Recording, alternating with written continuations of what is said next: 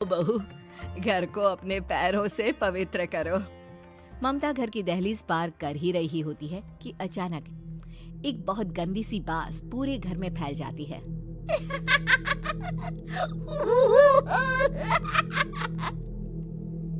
ये बदबू और ये आवाजें, ये कौन हंस रहा है माँ?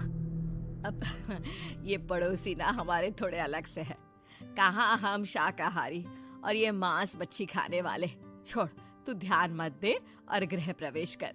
और हाँ बहू, अपनी सास की एक बात हमेशा याद रखना, इन पड़ोसियों से तो कभी बात नहीं करेगी। अच्छे लोग नहीं है ये।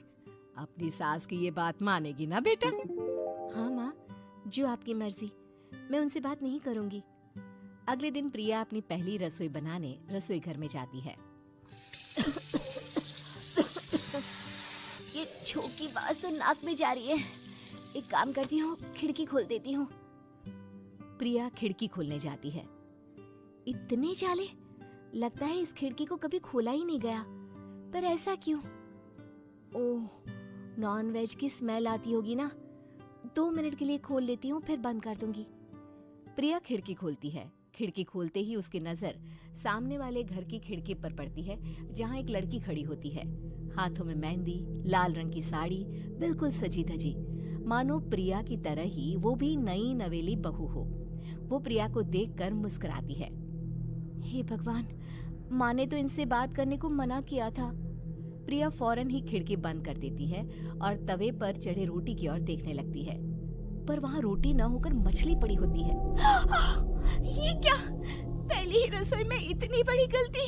हे भगवान, अब मैं क्या करूं? प्रिया बहुत डर जाती है और फौरन रसोई की सफाई करने और फिर सभी के लिए खाना बनाने लग जाती है। जब वो सबको खाना परोसती है, सब तो ठीक है, मैं बेकार में चिंता कर रही थी। हे भगवान, ऐसे ही बस अपनी कृपा बनाए रखना। रात के वक्त जब सब सो रहे होते हैं, तब प्रिया को पायल की आवाज सुनाई देती है, जिससे उसकी आंख खुल जाती है। ये पायल की आवाज कहाँ से आ रही है? प्रिया उठकर उस आवाज के पीछे छत की सीढ़ियों तक जाती है। तभी उसे बच्चे के रोने की आवाज आती है। प्रिया छत पर जाती है तो क्या देखती है? वही लाल साड़ी वाली लड़की अपनी गोद में एक नवजात बच्चे को घुमा घुमा कर सुला रही है। तभी प्रिया की नजर उसके पेट पर पड़ती है। ओह गॉड, ये तो प्रेग्नेंट भी है। सुनिए, बच्चा सो नहीं रहा है क्या? मैं कुछ मदद करूं? नहीं नहीं, आपके घर वालों को अच्छा नहीं लगेगा, मैं संभाल लूंगी। स्नेहा की गोद से बच्चा हाथ मारकर प्रिया की गोद में आने को छटपटाने लगता है। दोनों घर अगल बगल में बने होने के कारण प्रिया उस बच्चे को गोद में ले लेती है। प्रिया के पास आते ही वो सो जाता है। बच्चे का वो स्पर्श रात भर प्रिया भूल नहीं पाती और अगली सुबह वो छत पर कपड़े सुखा रही होती है। तभी उसे एक औरत इशारा करके बुलाती है। स्नेहा कह रही थी बाबू तुम्हारी गोद में आते ही सो गया। मैं गौरी, स्नेहा की माँ हूँ। बहू, घर आना, बाबू को खिला भी लेना। शाम को जब घर पर कोई नहीं रहता, बच्चे से मिलने के लिए प्रिया छिपकर अपनी पड़ोसन के घर चली जाती है और कुछ देर बच्चे को खिलाकर वापस लौट आती है। इसके कुछ दिन बाद ही प्रिया को पता चलता है कि वो माँ बनने वाली है। ममता की खुशी का ठिकाना नहीं रहता।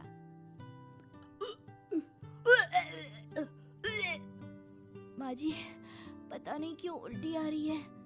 प्रिया भागती हुई वॉशरूम में जाती है तो हरे और लाल रंग की उल्टी करती है। उस उल्टी में से कीड़े निकलते हैं। ये क्या? खून और ये कीड़े! माँ! माँ! प्रिया की आवाज सुनकर ममता दौड़ कर आती है, पर बेसिन में कुछ नहीं होता। प्रिया हक्की बक्की रह जाती है। ये सब क्या हो रहा है? प्रिया घबरा जाती है और अपने कमरे में जाकर सो जाती है। डर के कारण वो इतनी थक जाती है कि उसकी आंख लग जाती है। तब उसे ऐसा लगता है उसके पेट पर मानो कोई बैठा हुआ हो। कौन हो? प्रिया के पेट पर एक 5 महीने की बच्ची बैठी हुई थी, जो बुरी तरह जली हुई थी। माँ, तुम ही मुझे लाई ना अपने पेट में? मैं तुम्हारी माँ नहीं हूँ। कौन हो तुम? माँ, देखो मैं जल गई बुरी तरह से।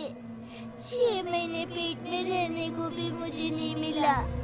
सहला दो ना माँ। बचाओ! ममता दौड़कर कमरे में आती है। प्रिया की बातें सुनकर वो सब समझ जाती है। तू कहीं बगल वाले घर में तो नहीं जाकर आई ना बहू? मुझे माफ कर दो, मैं गई थी माँ। उस घर में सब मरे हुए हैं बहू। कई साल पहले स्नेहा उस घर में बहू बनकर आई थी। कुछ ही दिन में वो एक बच्चे को जन्म देने वाली थी। पूरा घर बच्चे के आने की खुशी में खोया था कि एक दिन अचानक उस घर में आग लग गई। सब बुरी तरह जलकर मर गए। गौरी आज भी दादी बनने का इंतजार कर रही है और इसीलिए स्नेहा ने अपना अजन्मा बच्चा तुम्हारी कोख में डाल दिया। ममता ये कह रही होती है कि पीछे से उसके पैरों को एक बच्चा पकड़ लेता है। दादी, दादी। माँ, स्नेहा की गोद में यही बच्चा था। ये बच्चा कौन है फिर? तेरी मौत है। तेरी भी दादी। जिस चीज का ममता को डर था वही हो गया। ममता निवास के ऊपर मौत ने चादर बिछा दी थी। प्रिया का पेट ऐसे बढ़ जाता है मानो 9 महीने का हो। 2 हाथ उसके पेट से बाहर निकलते हैं। बहू, संतोष को फोन कर, किसी पंडित जी को बुला बहू। प्रिया का पति भागता हुआ घर आता है। ये तो होना ही था माँ। तेरा पाप तेरे सामने आ गया तो तू सह नहीं पा रही है। स्नेहा घर में आग लगी नहीं थी, माँ ने लगाई थी, प्रॉपर्टी की लालच में। और वो बच्चा मेरी पहली पत्नी का बच्चा है, मेरा बेटा, जो कि उस आग की चपेट का शिकार हो गया था। मैंने तुमसे ये सब माँ के कहने पर छुपाया था। मुझे माफ कर दो प्रिया। तुम अगर चाहो तो यहाँ से जा सकती हो। मैं तुम्हें किसी भी बंधन में रखना नहीं चाहता। मेरी शादी हुई है आपसे, मैं आपको छोड़ नहीं सकती, पर उससे पहले हमें स्नेहा, उसकी माँ और बच्चे की आत्मा की शांति करवानी होगी। संतोष और ममता गौरी के घर जाते हैं। अंदर सब कुछ जला हुआ होता है। जमीन पर जली हुई लाशें बिखरी हुई थी। ममता रो रो कर अपनी करने की माफी गौरी से मांगती है। प्रिया स्नेहा के घर वालों का अंतिम संस्कार करवा देती है और ममता निवास फिर से आत्माओं के साए से मुक्त हो जाता है।